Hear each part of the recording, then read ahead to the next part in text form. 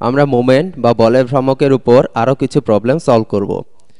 বিশেষ করে আমার মনে হয় আগের ভিডিওটাতে আমি ক্লকওয়াইজ এবং কাউন্টার ক্লকওয়াইজ শব্দগুলো হয়তো কিছুটা গুলিয়ে ফেলেছিলাম, যেটা আপনাদের বিভ্রান্ত করে থাকতে পারে। এবার আমি আরও কনসিস্টেন্ট হওয়ার চেষ্টা করব। আমি আমার লিভারটি আবার আঁকছি, আমার সিস। তাহলে এটা আমার সিস এবং এটা হচ্ছে আমার ঘূর্ণনক্ষ বা আমার ফালক্রাম বা আমার পিভট পয়েন্ট, আপনি যাই বলুন। এটার উপর আমি কিছু বল আঁকছি। তাহলে ধরুন এখানে একটা 10 নিউটন বল আছে এবং এটা 10 একক দূরত্বে আছে। তাহলে দূরত্ব সমান 10। এটা এই মোমেন্টাম দূরত্ব হলো 10। ধরি আমার একটা 50 নিউটন বল আছে, এটা 50 নিউটন এবং এটার মোমেন্টাম দূরত্ব সমান 8। ঠিক আছে, আসুন ধরে নেওয়া যাক আমার 5 নিউটন বল আছে এবং এটার মোমেন্টাম দূরত্ব 4। তাহলে দূরত্ব হলো 4। এই পাশের জন্য এগুলোই যথেষ্ট। ধরুন আমার আছে ধরে নেই, আমি জানি না, আমরা কিছু একটা ধরে নিয়ে এগোতে থাকি। আসুন ধরা যাক আমি রং পরিবর্তন করছি না, আমি সবগুলো একই কালিতে লিখছি। আমরা ক্লকওয়াইজ এবং কাউন্টার ক্লকওয়াইজ ঘূর্ণনের জন্য ভিন্ন রং ব্যবহার করব, যাতে আমি ব্যাপারগুলো গুলি না ফেলি। আসুন ধরে নেওয়া যাক এখানে আমার একটা 10 নিউটন বল আছে। আমি এই ভেক্টরগুলো আসলে অনুপাত মেনে আঁকিনি। যদি আঁকতাম তবে 50 নিউটন অনেক লম্বা হতো। ধরে নেওয়া যাক এর মোমেন্টাম দূরত্ব 3। আমরা আরও কিছু নিচ্ছি। ধরি এই মোমেন্টাম দূরত্ব 8।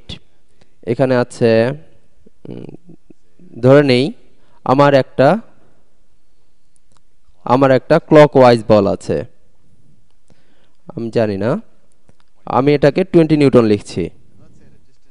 এই দূরত্বটা আবার 10 ধরে নেই, তাহলে দূরত্ব সমান 10। এখানে আমার একটি অজানা বল আছে, এটা কাউন্টার ক্লকওয়াইজ কাজ করছে এবং আমি জানতে চাই এটা কত হতে হবে। বলের মোমেন্টের সমস্যায় যখনই আপনাকে বলা হবে যে একটা বল কত হবে যাতে এই সিসটা না ঘোরে, আপনি জানেন যে সব ক্লকওয়াইজ মোমেন্ট সমান হতে হবে কাউন্টার ক্লকওয়াইজ মোমেন্ট। তাহলে ক্লকওয়াইজ মোমেন্ট সমান কাউন্টার ক্লকওয়াইজ মোমেন্ট। তাহলে সব ক্লকওয়াইজ মোমেন্টগুলো কত? ক্লকওয়াইজ হচ্ছে এই দিকে, তাই না? এই দিকে ঘড়ি ঘোরে, তাহলে এটা ক্লকওয়াইজ। আমি এই দিকে যাচ্ছি, ঠিক আছে? তাহলে এটা ক্লকওয়াইজ। এরা সবাই ক্লকওয়াইজ মোমেন্ট। 10 নিউটন গুণ এর মোমেন্টাম দূরত্ব 10, তাহলে 10 গুণ 10 যোগ 5 নিউটন গুণ এর মোমেন্টাম দূরত্ব 4 যোগ 5 গুণ 4 যোগ 20 নিউটন গুণ এর মোমেন্টাম দূরত্ব 8 যোগ 20 গুণ 8, এটা সমান হবে কাউন্টার ক্লকওয়াইজ মোমেন্ট। আসুন দেখি কোনগুলো কাউন্টার ক্লকওয়াইজ। তাহলে এখানে 50 নিউটন বল নিচের দিকে কাজ করছে, যেটা কাউন্টার ক্লকওয়াইজ, এবং এটার মোমেন্টাম দূরত্ব 8, তাহলে 50 গুণ 8। এই পাশে আর কোনো কাউন্টার ক্লকওয়াইজ মোমেন্ট নেই, এটা কাউন্টার ক্লকওয়াইজ, তাই না? এখানে 10 নিউটন কাউন্টার ক্লকওয়াইজ কাজ করছে, এটা মোমেন্টাম দূরত্ব 3 যোগ 10 গুণ 3। আমরা ধরে নিচ্ছি আমাদের অজানা বলটা যেটা 10 একক দূরে আছে সেটাও কাউন্টার ক্লকওয়াইজ, যোগ বল গুণ 10। এখন আমরা সিম্পলিফাই করি, আমি অন্য একটা রং ব্যবহার করছি। এটা এবার শুধুই অঙ্ক। 100 যোগ 20 যোগ 160 সমান 50 গুণ 8 সমান কত? এটা 400 যোগ 30 যোগ 10f। তাহলে এগুলোর যোগফল কত হবে? তাহলে এটা 120 যোগ 160, তাহলে 280, তাই না? হ্যাঁ, ঠিক আছে, 280। এটা সমান 430 যোগ 10f। আপনারা বুঝতে পারছেন উভয় পাশ হতে 430 বিয়োগ করি, তাহলে 430 বিয়োগ 280, তাহলে 150, ঠিক আছে? তাহলে 150, আসলে এটা -150, এটা সমান 10f। তাহলে এফ সমান -15 নিউটন কাউন্টার ক্লকওয়াইজ। তাহলে এফ সমান -15 নিউটন এবং এটা কাউন্টার ক্লকওয়াইজ কাজ করে, অথবা এর মানে হলো এটা হলো 15 নিউটন। ঠিক আছে, আমরা ধরে নিয়েছিলাম যে এটা কাজ করছে কাউন্টার ক্লকওয়াইজ এবং আমরা অঙ্ক করে একটা নেগেটিভ সংখ্যা পেলাম। যাই হোক, আমরা ধরে নিয়েছিলাম যে এটা কাউন্টার ক্লকওয়াইজ কাজ করছে, কিন্তু অঙ্ক করে আমরা একটা নেগেটিভ সংখ্যা পেলাম। এর অর্থ হলো এটা আসলে ক্লকওয়াইজ কাজ করছে। তাহলে 15 নিউটন, মোমেন্টাম হতে 10 একক দূরত্বে। আশা করি এটা আগেরটার চেয়ে কম বিভ্রান্তিকর। আসুন আরেকটা সমস্যার সমাধান করা যাক। আমি যখন প্রথম মোমেন্ট শিখেছিলাম তখন এটা আমাকে বিভ্রান্ত করত, কিন্তু কোনো কোনো ক্ষেত্রে এটা সবচেয়ে বেশি কাজে লাগে। আসুন ধরি আমার একটা টেবিল আছে, আমি আঁকছি। এটা একটা কাঠের টেবিল, এটা আমার টেবিল। এখানে একটা পায়া আছে, এখানে একটি পায়া আঁকলাম। এখানে আরেকটি পায়া আছে, আমি সেটি আঁকছি। আসুন ধরি আপনারা জানেন টেবিলের উপরের অংশের ভর কেন্দ্র এখানে, এটা হলো সেন্টার। আরও ধরে নেই এটার ওজন, ঠিক আছে, এটার ওজন নিচের দিকে কাজ করছে। ধরি এটার মান হলো 20 নিউটন, তাহলে এটার ওজন হলো 20 নিউটন। ধরি আমি টেবিলটার উপর একটি টেক্সট বই রাখলাম, অথবা একটি বাক্স, যেটা আমরা সহজেই আঁকতে পারবো। আমি ভালোভাবে আঁকছি। ধরে নিলাম আমি এখানে একটি বাক্স রাখলাম।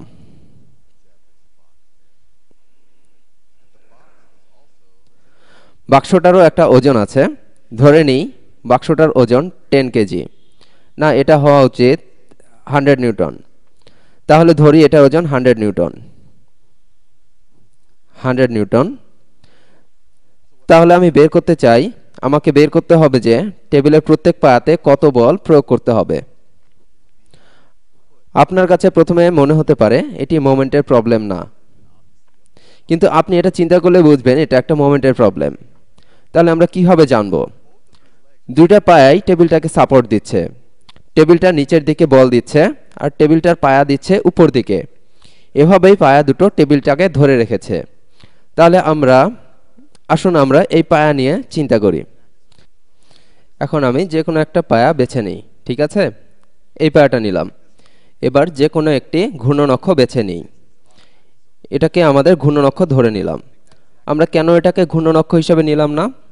কারণ এভাবে চিন্তা করুন, যদি এই পায়াটা প্রয়োজনের চেয়ে বেশি বল প্রয়োগ করে তাহলে সম্পূর্ণ টেবিলটা কাউন্টার ক্লকওয়াইজ ঘুরবে। অন্যদিকে এই পায়াটা যদি দুর্বল হয়ে যায় বা ভেঙে পড়তে শুরু করে তাহলে টেবিলটা এই দিকে ঘুরবে এবং এটা অন্য পায়ার চারপাশে ঘুরবে। এখানে আমরা ধরে নিচ্ছি অন্য পায়াটা ফেল করবে না। আমরা ধরে নিচ্ছি এই পায়াটা নিজের কাজ করবে এবং অন্য পায়াটার মতো মুভ করবে না। কিন্তু এই পায়া, যেটার কথা আমরা চিন্তা করছি, এটা যদি অনেক দুর্বল হয় তবে পুরো টেবিলটা ক্লকওয়াইজ ঘোরা শুরু করবে। কিন্তু কোনোভাবে যদি এটা অতিরিক্ত বল প্রয়োগ করে, আমরা জানি টেবিলের পায়া তা করতে পারে না, কিন্তু ধরি এটা স্প্রিং বা এ ধরনের কিছু, তাহলে পুরো টেবিলটা কাউন্টার ক্লকওয়াইজ ঘুরবে। তাহলে আমরা যেটা বলতে চাচ্ছি সেটা হলো আমরা আসলে এটাকে একটা মোমেন্টের প্রবলেম চিন্তা করতে পারি। তাহলে পায়াগুলোর প্রযুক্ত বল কত? তাহলে সম্পূর্ণ টেবিলটা এক ধরনের। যদি এই পায়া এখানে না থাকতো তবে সম্পূর্ণ টেবিলটার একটা নেট ক্লকওয়াইজ মোমেন্ট থাকতো, তাই না? সম্পূর্ণ টেবিলটা এভাবে কাত হয়ে পড়ে যেত। তাহলে টেবিলটাকে স্থির রাখার জন্য এই পায়াকে অবশ্যই কাউন্টার ক্লকওয়াইজ একটা মোমেন্ট প্রয়োগ করতে হবে। তাহলে পায়াটা অবশ্যই এখানে উপর দিকে একটা বল প্রয়োগ করছে। পায়ের বল, বেসিক ফিজিক্স থেকে আমরা জানি যে এখানে নিচের দিকে কিছু বল কাজ করছে, আর এই পায়া তার সমান বল উপর দিকে প্রয়োগ করছে। তাহলে পায়ের উপর বল কত? আমার মনে হয় দূরত্বগুলো আমার আগেই বলা উচিত ছিল। ধরি এই দূরত্ব, এই পায়া আর এই বাক্সের মধ্যে দূরত্ব ধরলাম এটা 1 মিটার। এই দূরত্ব হলো 1 মিটার। ধরে নিই এই দূরত্ব, এই পায়া আর ভরকেন্দ্রের দূরত্ব এটা 2 মিটার, আর এটাও 2 মিটার। তাহলে এটা একটা মোমেন্টের প্রবলেম হয়ে গেল। তাহলে মনে রাখবেন সব ক্লকওয়াইজ মোমেন্ট সব কাউন্টার ক্লকওয়াইজ মোমেন্টের সমান হতে হবে। তাহলে ক্লকওয়াইজ মোমেন্টগুলো কত? সেই মোমেন্টগুলো কত যেগুলো টেবিলটাকে এই দিকে ঘোরাতে চায়? এই দিকে অথবা এই দিকে এই পায়া এরকম ঘটনা ঘটতে দিবে না। অন্য সব কিছুই এখানে ক্লকওয়াইজ মোমেন্ট তৈরি করবে। এখানে 100 নিউটন বল আর এটা 1 মিটার দূরে, এর মোমেন্টাম দূরত্ব 1।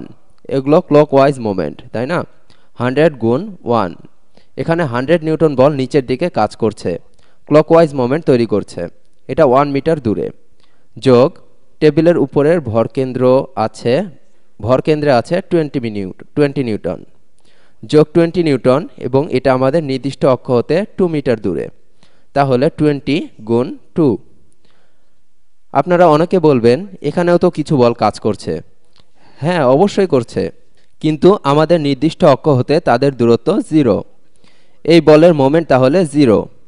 এখানে যদি 1 মিলিয়ন পাউন্ড বা 1 মিলিয়ন নিউটন বলও কাজ করে, তবুও তাদের মোমেন্ট হবে 0, কারণ এর মোমেন্ট আর্ম দূরত্ব হলো 0। তাহলে ব্যাপারটাকে সিম্পল করার জন্য আমরা এটাকে বাদ দিতে পারি। এগুলোই হলো clockwise moment. Counter clockwise moment কত? এটা হবে পায়ার প্রযুক্ত বল, তাই না? যেটা পুরো জিনিসটাকে ঘোরা থেকে বিরত রাখবে।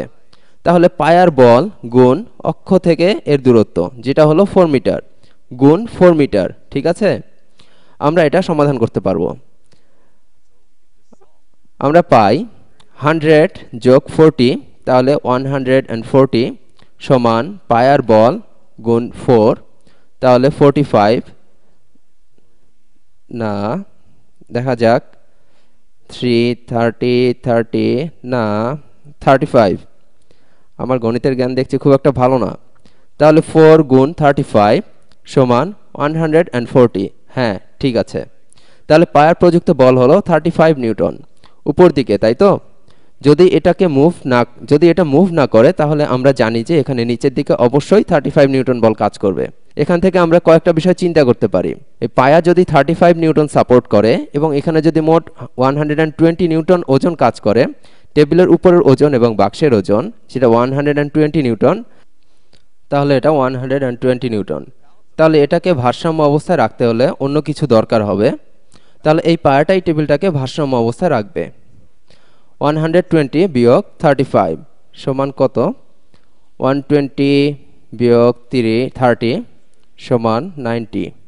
তারপর 90 বিয়োগ 5 সমান 85 নিউটন, তাহলে 85 নিউটন। বলুন তো, এ ধরনের সমস্যার সমাধান করে আমাদের কি লাভ হবে, অথবা কাদের এগুলো কাজে লাগে?